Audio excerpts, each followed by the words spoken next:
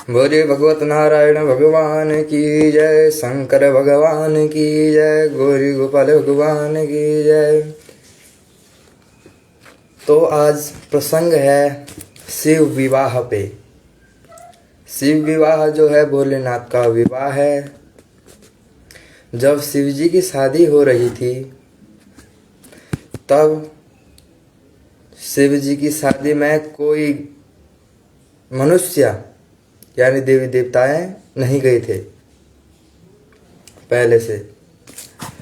तो शिव जी की शादी होने की प्रसंग चली तो नंदी जी, श्रृंगी, भृंगी ये सब तैयारी करने लगे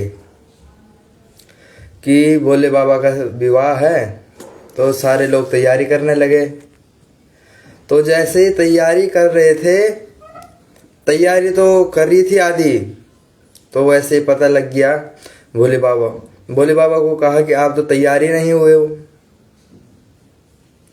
तो जैसे ही भोले बाबा ये सुने आप तैयार नहीं हुए हो, तो शादी के लिए वो समझने लगे कोई आपदा है कि जिसके लिए तैयार होना चाहिए। शादी कोई आपदा नहीं है या कोई खतरनाक काम नहीं है जिसके लिए तैयार होना चाहिए। तो भोलेनाथ को तैयार किया नंदी जी ने, गण थे गण। तो भोले बाबा को तैयार किया, बहुत सारा भस्म लपेट दिया भोले बाबा को। जो सेहरा होता है ना, सेहरा शादी में, तो सेहरा बनाया सांप से, ऐसे लंबन लंबन सांप लटका दिए आगे से सेहरे की जगह। तो जो बागंबर है चेंज करके नया लगाया, नए सांप पहने शिव जी को, नए सांप पहना के एकदम श्रृंगार करके भस्म लगा के तैयार किया। चिता भस्मालेपो गरल मसनम दे पटधरो, जटाधारी कंठे भुजगपति हारी पशुपति। तो शादी के लिए तैयार हुए। तो नंदी जी ने सारे गणों को आवाज लगाई, भृंगी, श्रृंगी और इत्यादि, भूत, प्रेत, पिशाच, डाकिनी, बैताल, यक्ष, गंधर्व आदि जितने भी शिव जी के गण हैं, भूत प्रेत सारे ये शिव जी के गण हैं, शिव जी के।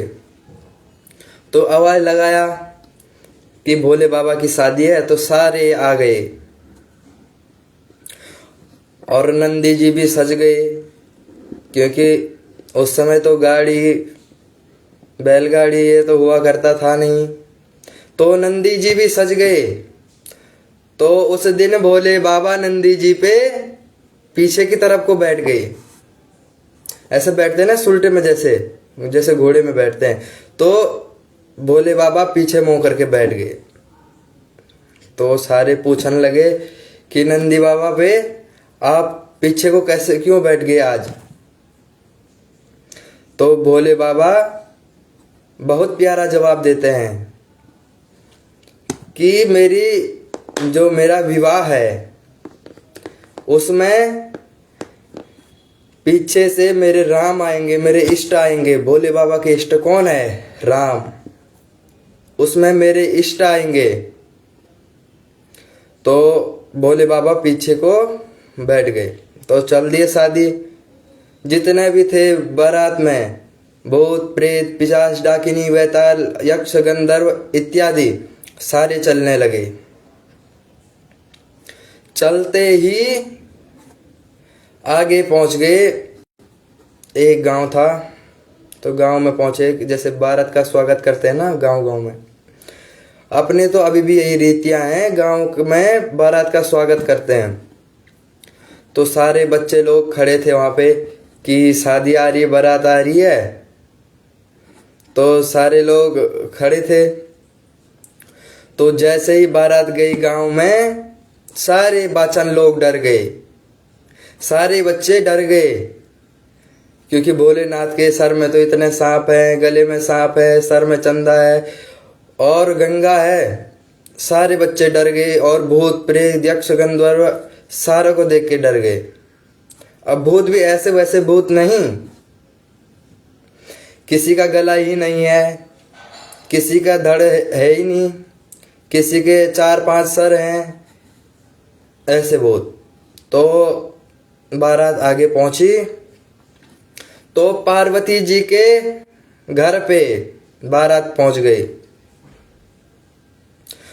तो शिव जी तो उल्टे बैठे हुए थे, भोले बाबा। तो जैसे ही बारात पहुंची तो बारात का स्वागत करने के लिए आते हैं।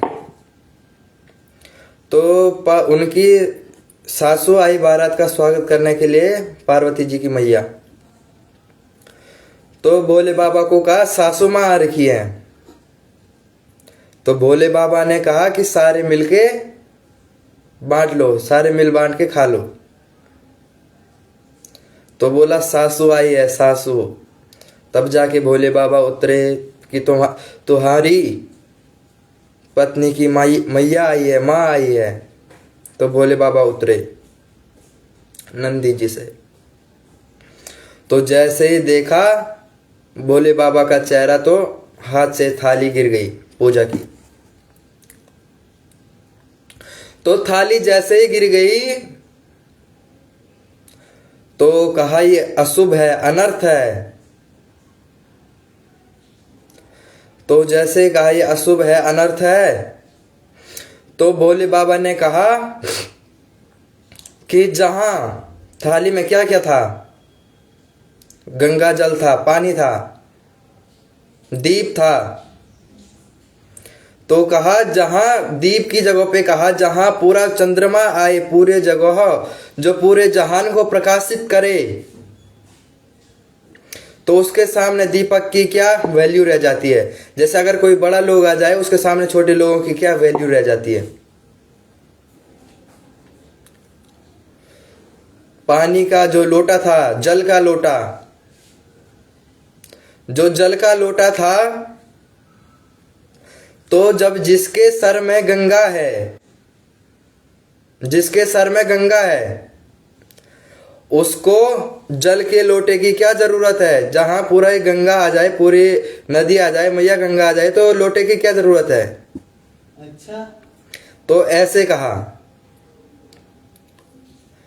और फूल माला, जिसके गले में सांपों की माला है, सर्पों की माला है। सांप जो है सजीव है, फूल जो है निर्जीव है।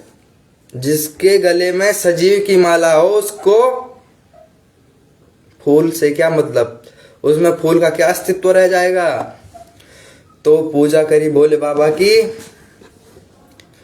तो फिर भोजन का समय हुआ और आए तो सारे थे, भूत पिशाच यक्ष गंधर्व किन्नर इत्यादि, जितने भी डाकिनी बेताली सारे हैं, भूत पिशाच, तो ये सारे आए थे। तो एक लाइन से बैठा दिया भोजन के लिए। तो जैसे ही ये लोग भोजन करने बैठे, तो किसी का 4 सर है, किसी भूत का, प्रेत का 4 सर, किसी का धड़ से नीचे नहीं है,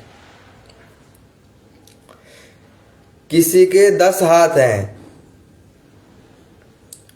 अब देखो, अब बोले कि पत्तल किधर रखें। अब इसका तो 4 सर है, अब चारों दिशा में पत्तल कैसे रखे। पूरा पश्चिम उत्तर दक्षिण चारों दिशा में पत्तल कैसे रखें। तो चारों दिशा में पत्तल कैसे रखें, तो जो है चारों दिशा में पत्तल कैसे रखे। तो फिर उसके बाद एक उसने कहा, भूत ने कहा एक जगह पे रखो पत्तल। तो एक जगह पे पत्तल रखा,